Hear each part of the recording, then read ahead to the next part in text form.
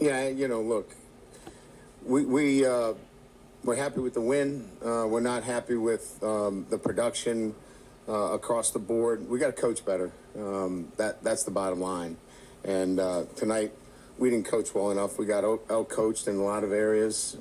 Hats off to Coach Cumbie and his staff at La Tech. They did a great job tonight. You got to run the football. We didn't run the football effectively tonight, and it made it difficult for us. We didn't make great decisions. So, players got to make plays. Coaches got to coach better. You can tell by my voice I'm not happy with the performance, but it's a win. So you always have to, measure this by, the outcome in this instance was what we wanted. It's certainly not the way we wanted to get there. So we got a lot of work to do. And we'll get back to work on Monday and work to get better. So with that, we'll open up the questions.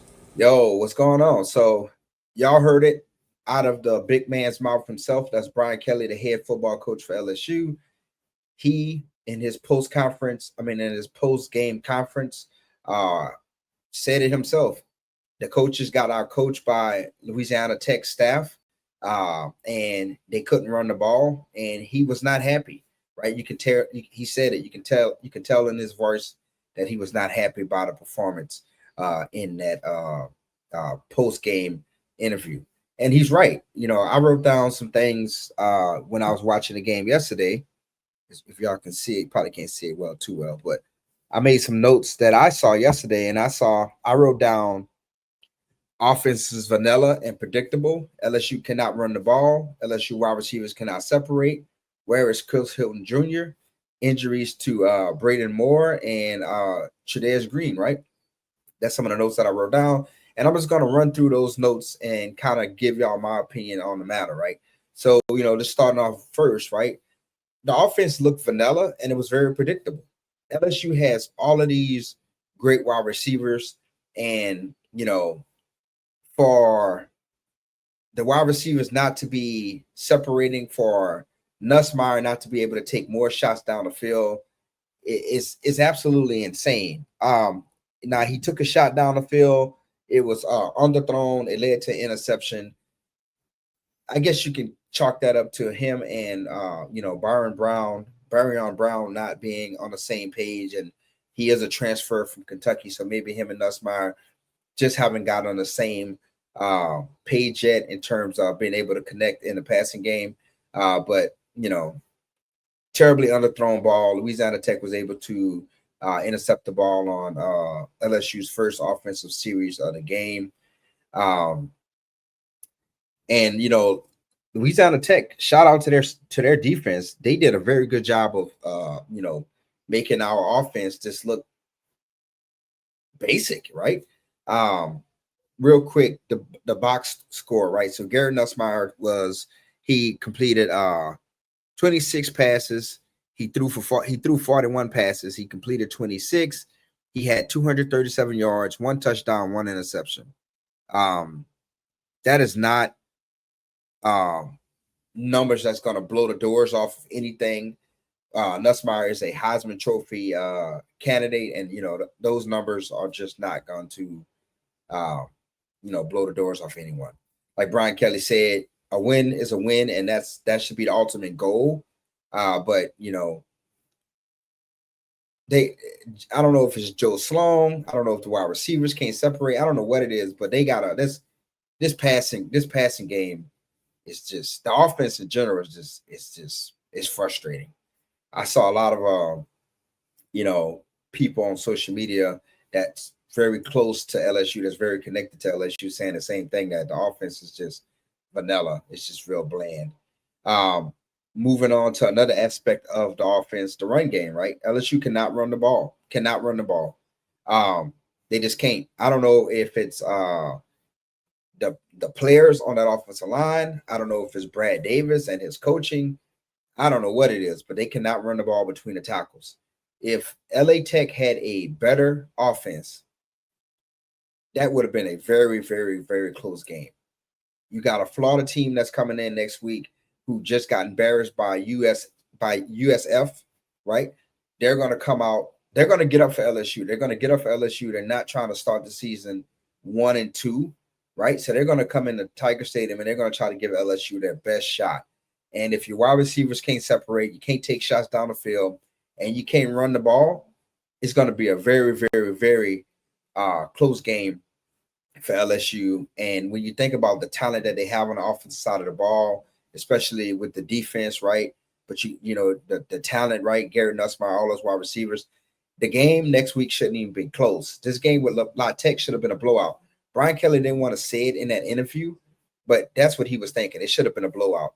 I actually lost money, right? I put some money on LSU to cover the spread, and they were supposed to score, I think, like 42.7. That was the spread, something like that.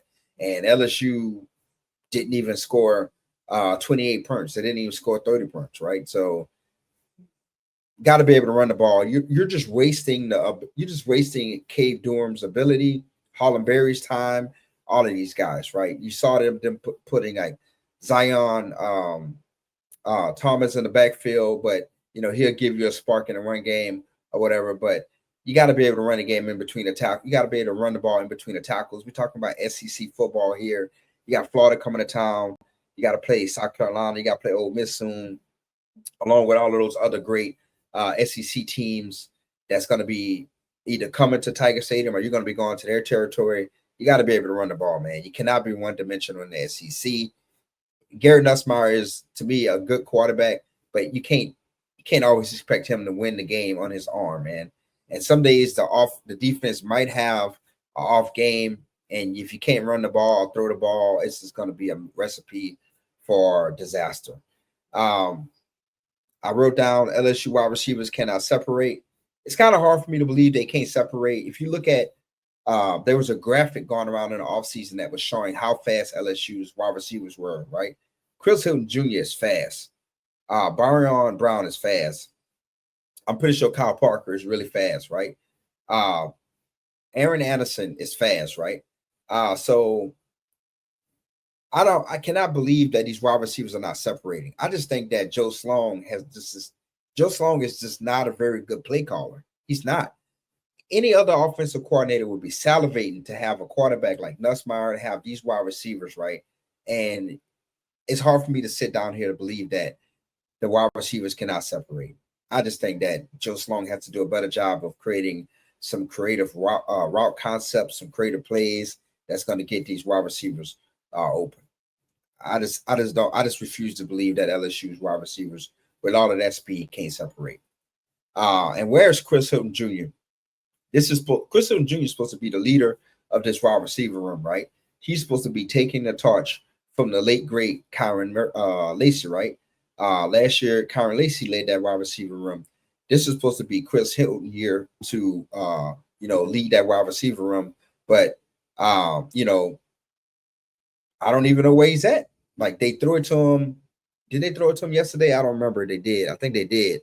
But I'm expecting the big year out of Chris Hilton Jr. Now, he still has time to turn it on, but in 2 games he's been absent. It's just after that Baylor bowl game, I thought that Chris Hilton Jr. was going to start this season on fire, and he has yet to make his presence known in 2 games for LSU. So we got to see what he does versus Florida, next week. And then I wrote down injuries to LSU starting center, Braelin Moore, and injuries to Trey'Dez Green. Now, Braelin Moore, after he went to the injury tent, he was on the sideline with his helmet. He was warming up. I think that Brian Kelly and him just said, "Hey, man, close call. Just take the rest of the game off." DJ Chester should be, able to spare you, and we should still be able to, get a W. So I know that Brian Kelly said that both Moore and Trey'Dez Green was going to get MRIs today. So I haven't actually checked to see what the latest news is. We probably won't hear anything until tomorrow when Brian Kelly does his press conference, pretty much announcing that they're preparing for Florida. So that's going to be news that a lot of LSU fans are going to be really looking forward to. Can't afford to lose our starting center, and can't afford to lose Trey'Dez Green. That's going to be even more of a hurt to this offense and to this run game. Trey'Dez Green did have a brace on his knee, and he was on crutches. Hopefully that was just preventive, just to kind of help with the swelling or anything, but hopefully he doesn't have any interior damage to that knee. Fingers crossed, right? And that's pretty much everything that I wrote down. Now the defense played lights out. LSU's defense is championship caliber. Man, Blake Baker has himself a defense. I cannot speak highly enough about this LSU's defense. Last night, man, the commentators, if you watch that game, they were salivating over LSU's defense, right? LSU's defense is playing lights out. And it's crazy because over the last couple of years, LSU's offense has been carrying the defense. And now you've seen the defense is kind of resurging again, and they're carrying they're not carrying the offense yet, right? They did carry the offense pretty well versus Clemson, but Clemson isn't a pushover team. It's good when you have a good defense so you can play complementary football. But I hope that we're not going back into the years where LSU defense was carrying offense. And I'm not ready to believe that yet. I just think that Joe Sloan has to do a better job of calling plays and just getting more creative with this offense. And Brad Davis and that coaching staff got to fix the run game. Just got to fix the run game. If you can fix the run game, it opens up the play. It opens up the play call. It opens up the passing game, right? If a defense know you can't run the ball, they're just gonna sit on the routes because they know that you're gonna be passing the ball. And so if they can fix the run game, man, look out. This LSU passing game should open up. But we have to see. Florida's going to be a really good test. Do I think LSU is going to win? Yes, I think LSU is going to win that game versus Florida next week in Tiger Stadium, but it's going to be a very close and uncomfortable game if LSU can't figure out the play calling and the run game and the passing game. Because Florida's going to come in really motivated. They're already calling for their head coach to be fired again. It seems like every year Billy Naples is on the hot seat. But the fans are pissed because I didn't think they was going to lose to USF either. But they're going to be coming into Tiger Stadium next week looking real motivated. They beat LSU last season. So you would think LSU would be motivated about that. But we would have to see. We have to see. But yeah, that's all I got. Y'all let me know what y'all think or thought about that, LSU performance yesterday. Thumbs up, neutral, thumbs down. Y'all let me know in the comment section below. Appreciate everyone who tunes into the channel, who interacts with me in the comment section, leaving a like, a comment, subscribing. It would mean the world to a retired vet like myself if you would subscribe to the channel, right? I don't make any money off YouTube. This is simply a hobby that I do now. Since I'm out of the military, right?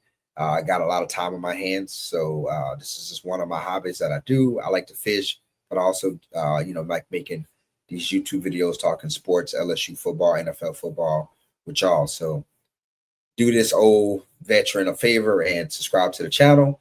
And until next time, I'm out.